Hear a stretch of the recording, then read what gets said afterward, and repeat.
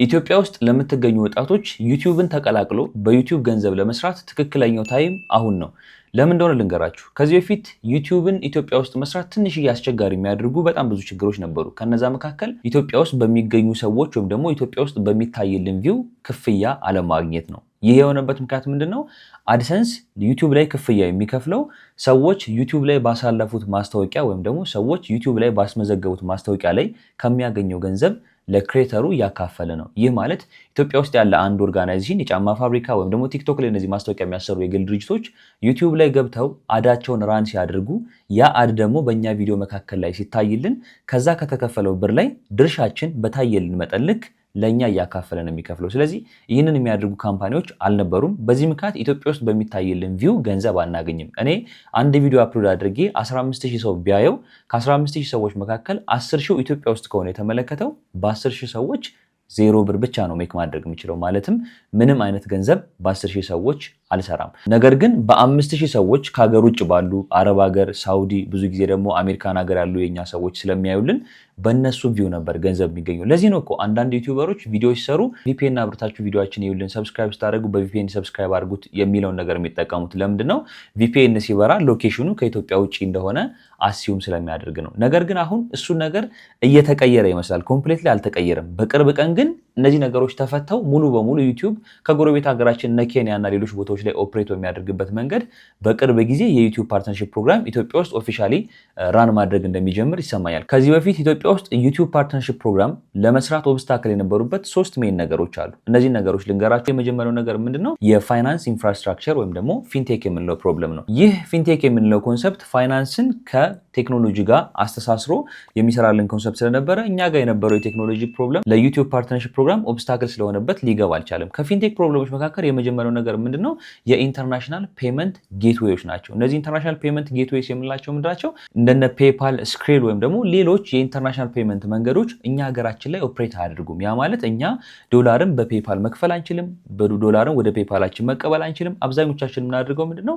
አሜሪካ ባለ ሎኬሽን ፔፓል ከፍተን ከዛ በቪፒኤን እየተጠቀምን በጣም ብዙ ሰዎች በዚህ ምክንያት ብዙ ገንዘብ አጥተዋል። ፔፓል እንደምታውቁት በጣም ትልቅ የሆነ የፋይናንስ ተቋም ነው እና ሩሎቹ በጣም ስትሪክት ናቸው። ምክንያቱም ከፋይናንስ ጋር ከገንዘብ ጋር የተያዘ ነገር ስለሆነ ምንም አይነት ሚስቴክ፣ ምንም አይነት ፍራውድ የሚመስል ነገር ካየ አካውንታችሁን ባን ያድርጋል። በጣም ብዙ ዩቲዩበሮች እና እኛ የምናውቃቸው ኦንላይን ላይ የሚሰሩ ሰዎች ፔፓላቸውን አሜሪካ ባለ ቪፒኤን ከከፈቱ በኋላ ኢትዮጵያ ውስጥ ነው ኦፕሬት የሚያደርጉበት ጊዜ በሆነ ሜካኒዝም ወይ በሎኬሽን ወይ በሆነ ሜካኒዝም ትሬስ አድርገው እንደደረሰበት በጣም ብዙ ሺህ ገንዘቦች እንዳሉ ባን የተደረገባቸው በጣም ብዙ ወጣቶች አሉና ይህንን ፕሮብለም የፈጠረብን ምንድነው? ፔፓል ኢትዮጵያ ውስጥ ኦፕሬት ማድረግ ስለማይችል ነው። ነገር ግን አሁን ከሰሞኑ አዲስ የገንዘብ ሚኒስቴር ያጸደቃቸውን አዳዲስ ፖሊሲዎች አይታችሁ ከሆነ አብዛኞቹ ከኢንተርናሽናል ከረንሲ ሜካኒዝም ጋር ወይም ደግሞ ከዶላር ጋር የተያዙ ነገሮች ናቸው። ከነሱ መካከል አንደኛው ምንድነው? ግለሰቦች የዶላር አካውንት ከፍተው በዛ የዶላር አካውንት ላይ ዶላርን መቀበል እንዲሁም ደግሞ የፔፓል እና ሌሎች ኢንተርናሽናል አካውንቶችን ከዛ የዶላር አካውንታቸው ጋር አስተሳስረው ከዛ አካውንታቸው ላይ በፔፓል ወይም ደግሞ በሌሎች ኢንተርናሽናል አካውንቶች መክፈል የሚችሉበትን እድል ፈቅደዋል። ይህ ማለት ኔክስት ሞርኒንግ ነገውኑ ፔፓል ማውጣት እንችላለን ማለት አይደለም። ሌሎች የሚፈልጋቸው ነገሮች አሉ፣ ግን ኢትስ ኦን ዳት ዌይ ነው፣ እየሄደ ነው፣ ወደዛ መንገድ እየሄደ ነው። ስለዚህ ከዚህ በኋላ ኢትዮጵያ ውስጥ ሆኖ ፔፓል ማግኘት ሃርድሺፕ ላይኖረው ይችላል፣ ወይም ደግሞ ሃርድሺፑ ይቀንሳል። ምናልባትም በ3 እና በ4 ወር ጊዜ ውስጥ ፔፓል ኢትዮጵያ ውስጥ ኦፕሬት ማድረግ ሊጀምር ይችላል። ስለዚህ ይሄኛው የፔፓል ፕሮብለም ከተፈታለት ዩቲዩብ ፓርትነርሺፕ ፕሮግራም ኢትዮጵያ ውስጥ ኦፕሬት ለማድረግ ከሚይዘው ማነቆች መካከል ዋነኛው ሜን ነገሩ ተፈታለት ነው። ሁለተኛው ነገር ደግሞ አድሬስ ቬሪፊኬሽን ነው። በጣም አስቸጋሪ ነበረው። እኛ ሀገር ላይ ሰዎች አድሬሳቸውን ማግኘት በጣም አስቸጋሪ ነበር። ብዙ ጊዜ የሰዎችን 4 ዲጂት ፖስታ እየተቀበልን ምናምን ስንሞክር ነበር። እሱ ነገር ግን በደንብ ኦፊሻሊ ኢንተግሬትድ ነው የተቀመጠ ስላልነበረ በጣም አስቸጋሪ አድርጎት ነበር። እኛ ውጭ ሀገር ባሉ ሰዎች ፒን እንዲሁም ደግሞ ኢትዮጵያ ውስጥ ነው የተወሰኑ ፒኖች ምናምን ነበር የሚሰሩት።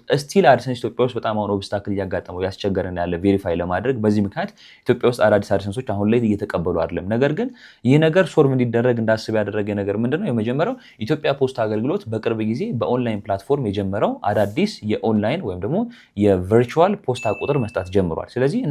ስለዚህ እናንተ የትም መሄድ ሳይጠበቅባችሁ በስልካችሁ ወይም ደግሞ በኮምፒውተራችሁ ብቻ ኢትዮጵያ ፖስታ አገልግሎትን ሰርች በማድረግ ኦንላይንሊ በቴሌብር 350 ብር ዓመታዊ ክፍያ በመክፈል ወይም ደግሞ እንደ ፓኬጆች አላቸው። ፕሪሚየም አለ፣ አልትራ ፕሪሚየም አለ፣ ወይም ደግሞ ከዛ በታች ሆኑ ራንደም ወይም ደግሞ ጀነራል ፓኬጆች አሉ። ስለዚህ የምትፈልጉትን ፓኬጅ ፖስታ ሳጥን ቁጥር ያንን ፓኬጅ የያዘ የፍሪ ዴሊቨሪ እና ሌሎች ፕላትፎርሞች አላት። ከፈለጋችሁት ሌላ ጊዜ ሙሉ ቪዲዮ ሰራላችኋለሁ። ስለዚህ ፖስታ ሳጥን ቁጥር ኦንላይን ላይ ማውጣት ትችላላችሁ ማለት። ስለዚህ ኦንላይን ላይ በቴሌብር ከፍላችሁ በምታወጡት የአድሬስ ቁጥር ወይም ደግሞ የፖስታ ቁጥር ከዚህ በኋላ አድሬሳችን ቬሪፋይ መደረግ እንደሚችል ፊል አደርጋለሁ ወይም ደግሞ ይሰማኛል። ስለዚህ የፖስታ ቁጥራችን ካገኘን አድሬስ ካለን የፔመንት ኢንተርናሽናል ፔመንት ጌትዌዎች ከተከፈቱልን ስለዚህ አድሰንስ ወይም ደግሞ ዩቲዩብ ፓርትነርሺፕ ፕሮግራም ኢትዮጵያ ውስጥ ኦፕሬት ለማድረግ ሩቅ ጊዜ አይደለም የሚፈጅበት ማለት ነው። ትላልቅ ኦብስታክል ከነበሩ ነገሮች መካከል ሁለቱ ሶልቭ እንደተደረጉለት እያየሁ ነው። ሌላኛው ከፊንቴክ ጋር በተያያዘ ለዩቲዩብ ፓርትነርሺፕ ፕሮግራም እንደ ኦብስታክል የነበረበት ነገር ምንድነው? ከከረንሲ ኤክስቼንጅ ጋር በተያያዘ ነው። እንደምታውቁት ኢትዮጵያ ውስጥ የዶላር አካውንት መክፈት የሚችሉ የተወሰኑ ኩባንያዎች ብቻ ነበሩ። በፊት አንድ ራንደም ጋር ሄዶ የዶላር አካውንት መክፈት አይችልም ነበር። ስለዚህ አድሰንስ ክፍያዎችን የሚፈጽሙ በዶላር ስለሆነ የኢትዮጵያ መንግስት ደግሞ በቀጥታ ዶላር ወደ አካውንታችን እንዲገባ ስለማይፈቅድ ወይም ደግሞ የዶላር አካውንት ስለሌለን እንደዛ አክሰስ እንድናደርግ ስለማይፈቅድ የግድ ብሮቹ ተመንዝረው መግባት ነበረባቸው። ዶላሩ ወደ ኢትዮጵያ ብር ተቀይሮ ነው የሚከፈለን። ለአብዛኞቻችን ዋየር ትራንስፈር ሜካኒዝም ነው የሚጠቀመው አድሰንስ። ያ ደግሞ ለአድሰንስ በጣም አድካሚ ያደርገዋል። ኤክስትራ ሰዎችን ሃየር ማድረግ አለበት ምናምን ብዙ ፕሮሰስ አለው። ሶ አድሰንስ ወይም ደግሞ ዩቲዩብ ፓርትነርሺፕ ፕሮግራም ይህንን ነገር ማኔጅ ለማድረግ በጣም ስለሚቸገር ነው ኢትዮጵያ ውስጥ ብዙም አድሰንስ የማይሰራበት ምክንያት። አሁን ግን እነ ፔፓል መጡ። ከዚህ በተጨማሪ ደግሞ አሁንም ከሰሞኑ ከነገርኳቸው የገንዘብ ሚኒስትር ወይም ደግሞ በኢትዮጵያ መንግስት ከጸደቀው አዲሱ የገንዘብ ፖሊሲ ውስጥ ሰዎች ወይም ደግሞ ግለሰቦች አካውንት መክፈት ይችላሉ። የዶላር አካውንት፣ የኢንተርናሽናል አካውንት እኔ ሄጄ መክፈት ይችላለሁ። ሰንበዲ መክፈት ይችላል። ከዛ በኦንላይን የምሰሯቸውን በአድሰንስ የምሰሯቸውን ገንዘብ ዶላሩ ዳይሬክትሊ አካውንታችሁ ላይ መቀመጥ ይችላል። ከዛ ደግሞ ፔፓል ማውጣት ትችላላችሁ። ፔፓል ካወጣችሁ በኋላ ደግሞ ከዶላር አካውንታችሁ እየተቆረጠ በፔፓላችሁ ፔመንት መክፈል ትችላላችሁ ማለት። ስለዚህ ከኤክስቼንጅ ጋር የተያዘው ኦብስታክል ዳይሬክትሊ ሶልቭድ ሆኗል ማለት ነው። ይህ ማለት ነገ ጠዋት ይሄ ነገር ይጀመራል ማለት አይደለም። ነገር ግን እየሄደ ያለው መንገድ በአጭር ጊዜ ወይም ደግሞ በቅርብ ቀናት እነዚህ ነገሮች ፍሪሊ ራን ማድረግ እንደሚችሉና እንደነ ኬንያ እንደ ሌሎች ሀገሮች አክሰስ ማድረግ እንደምንችል ይሰማኛል። ምክንያቱም እያየናቸው ያላቸው ትላልቅ የፋይናንስ ለውጦች ስለሆኑ ማለት ነው። ስለዚህ ከዚህ በፊት ኦብስታክል የነበረውን የኤክስቼንጅ ፕሮብለም በዚህ መንገድ ተፈቷል። እንዲሁም ደግሞ ከ3 ወር ወይም ከ2 ወር በፊት ይህ ፖሊሲ ሲሻሻል የመጀመሪያ አንድ ግለሰብ ሄዶ የኢንተርናሽናል አካውንት ለመክፈት ወይም ደግሞ የዶላር አካውንት ለመክፈት $100 ዲፖዚት ማድረግ ነበረበት፣ ኢኒሻል ዲፖዚት ማለት ነው። ነገር ግን አሁን እሱ ቀርቷል። $0 ሰንበዲ ሄዶ ኢንተርናሽናል አካውንት መክፈት ይችላል ባንኮች ጋር ማለት። ስለዚህ ይሄ ኢንተርናሽናል አካውንት ካላችሁ እነ ፔፓል ኦፕሬት የሚያደርጉበት መንገድ ከተፈቀደ ከዛ አድሰንስ ወይም ደግሞ ዩቲዩብ ፓርትነርሺፕ ፕሮግራም ዶላርን ዳይሬክትሊ መክፈል ከቻለ ነገሮችን በጣም ኢዝ ያደርገዋል ማለት ነው። ስለዚህ በዚህ መንገድ አድሰንስ ኢትዮጵያ ውስጥ በቅርብ ቀን ራን ማድረግ እንደሚጀምር ፊል አደርጋለሁ። ለዚህ ነው ዩቲዩብን ጆይን አድርጉ እያልኩ በተደጋጋሚ እየነገርኳችሁ የሚገኘው። እስካሁን የነገርኳችሁ ከፊንቴክ ጋር በተያያዘ ለዩቲዩብ ፓርትነርሺፕ ፕሮግራም እንደ ኦብስታክል ሆኖበት የነበሩ ነገሮችን ነው። ከነሱ በተጨማሪ ደግሞ የማርኬቲንግ ወይም ደግሞ የአድቨርታይዝመንት ማቹሪቲው በጣም አፌክት አድርጎት ነበር። ምንድነው አፌክት ያደረገው? ብዙ ካምፓኒዎች ኢንተርናሽናሊ ወይም ደግሞ በዩቲዩብ ፕሮሞት ማድረግ አይፈልጉም። ምክንያቱም አብዛኛው ኦዲየንስ ዩቲዩብ ላይ ስለሌለ ማለት ነው። ስለዚህ አሁን ግን ይሄ የዶላር ነገር ፕሮብለሙ ሰርቭ ከተደረገላቸው ካምፓኒዎች በነፃነት ዶላር ማግኘት ይችላሉ። ስለዚህ ንግድ ፍቃድ ያለው አንድ የጫማ ቤት ባለሙያ ሄዶ ባንኮች ጋር የዶላር አካውንት መክፈት ከቻለ፣ ዶላር ዳይሬክትሊ ዲፖዚት ማድረግ ከቻለ፣ ከራሱ ከመንግስት ባንክ ገዝቶ ወደ ዶላር አካውንቱ ዶላር ዲፖዚት ማድረግ ከቻለ፣ ከዛ በተጨማሪ ደግሞ ፔፓልን ተጠቅሞ ዩቲዩብ ላይ የጫማ ቤት ስራው ወይም ደግሞ የልብስ ቤት ስራውን ፕሮሞት ማድረግ የሚችልበትን እድል ካገኘ፣ ቲክቶክ ላይ በግለሰቦች እየተሰሩ ያሉ በአንዳንድ ቲክቶከሮች ወይም ደግሞ በባለሙያዎች እየተሰራ ያሉ አድቨርታይዝመንቶች ምናልባትም ወደ ዩቲዩብ ሊገቡ የሚችሉበት ጊዜ ሩቅ አይደለም ማለት። ስለዚህ አድቨርታይዝመንት ኢንዱስትሪው እንደምታዩት በጣም ማቹር እየሆነ መጥቷል። በፊት እንደዚህ አልነበረም። አሁን ለአንድ ማስታወቂያ 400 ሺህ ብር የሚከፈልበት ሀገር ላይ ነው የምንገኘው። ለአንድ ማስታወቂያ 100 ሺህ ብር 200 ሺህ ብር ለግለሰቦች ይከፈላል። ፕሮሞት ለሚያደርጉ ሰዎች በዩቲዩባቸው ማስታወቂያን ማኑዋሊ ራን ለሚያደርጉ ሰዎች 100 ሺህ ብር 50 ሺህ ብር በአንድ ማስታወቂያ ይከፈላል። ስለዚህ የማርኬቲንግ ኢንዱስትሪያችን ወይም ደግሞ የአድቨርታይዝመንት ማርኬቱ በጣም ማቹር እየሆነ መጥቷል። ስለዚህ አሁን ይህንን ነገር የዶላር እንቅስቃሴው ሲጀመር ትንሽ ዶላሩ ለቀቅ እያለ ሲመጣ ግለሰቦች ዶላርን ማግኘት ማንቀሳቀስ ሲጀምሩ ዩቲዩብ ይህንን ማርኬት አንደርስታንድ እንደሚያደርገው አልጠራጠርም ማለት። ስለዚህ የአድቨርታይዝመንት ማርኬቱ ማቹር ስለሚሆን ከዚህ በኋላ ዩቲዩብ ኢትዮጵያ ውስጥ ገብቶ መስራት ይችላል። ምክንያቱም ገንዘብ ማግኘት ይፈልጋል። እሱም ከኛ ጋር መጥቶ በመስራቱ የሚያገኘው ጥቅም ለራሱም ነው። ለዩቲዩበሮች የራሱ አድቫንቴጅ እንዳለው ቢሆንም እሱ ደግሞ ከማስታወቂያ የሚያገኘው የራሱ ከት ስላለ ስራውን ማስፋት ይፈልጋል። ስለዚህ ማርኬት አናላይሱን አንደርስታንድ በቅርብ ቀን ያደርገዋል። እነዚህ ፍሪ የሆኑ ነገሮችን ሲያይ፣ ኢንተርናሽናል ፔመንቶች ገብተው ራን ማድረጋቸውን ሲያይ ማርኬት አናላይሱን በደንብ አንደርስታንድ ያደርጋል። ስለዚህ ከዛ በኋላ ዩቲዩብ መጥቶ ፓርትነርሺፕ ፕሮግራም ወይም ደግሞ አድሰንስ ኢትዮጵያ ውስጥ ለመስራት የሚቀረው ጊዜ በጣም ቅርብ እንደሆነ ይሰማኛል ማለት። ከዚህ በተጨማሪ የሌጋል እና የታክስ ኮምፕላያንስ ደግሞ ሌላ ኦብስታክል ነበር። ያው ኢትዮጵያ ውስጥ ያለው የፋይናንስ ስርዓት በጣም የተዘበራረቀ ስለነበረ ታክሲንግ ሜካኒዝሙ በጣም አስቸጋሪ ነበር። አሁን እንደምታዩት መንግስት ከታክስ ጋር በተያያዘ ያለውን ነገር ትንሽዬ ጠበቅ ወይም ደግሞ ታይት አድርጎ ይዞታል። ስለዚህ ከዚህ በኋላ ምናልባት በአንድ ዓመት በሁለት ዓመት ውስጥ ታክስ ሳይከፈል የሚሰራ ስራ ኢትዮጵያ ውስጥ አይኖርም። ብዙ ነገሮች ከናሽናል አይዲ ጋር ባንክ አካውንታችን የተያዘ ነው። ንግድ ፍቃዶቻችን ከናሽናል አይዲ ጋር የተያዙ ነው። ስለዚህ ብዙ ነገሮች አውቶሜትድሊ ታክስ መደረግ ይጀምራሉ። ስለዚህ የታክስ ሜካኒዝሙ ከዚህ በኋላ አውቶሜትድ እየሆነ እየመጣ ነው። ማኑዋሊ ደረሰኝ ምናምን የሚለው ነገር የሚቀርበት ጊዜ በጣም ቅርብ ይመስለኛል ማለት። ስለዚህ ይሄኛው የሌጋል እና የታክስ ኮምፕላያንስ መንገዱ ደግሞ በዚህ መንገድ ሶልቭ ከተደረገለት አድሰንስ ወይም ደግሞ ዩቲዩብ ፓርትነርሺፕ ፕሮግራም ገብቶ ኦፕሬት የማያደርግበት ምንም ምክንያት የለም ማለት ነው። ይህንን ሁሉ ለእናንተ መዘርዘር ያስፈለገኝ ዩቲዩብ ፓርትነርሺፕ ፕሮግራም ኢትዮጵያ ውስጥ ገብቶ ኦፕሬት ማድረግ ከመጀመሩ በፊት እናንተ ዩቲዩብን ጆይን አድርጋችሁ መጠበቅ ይኖርባችኋል።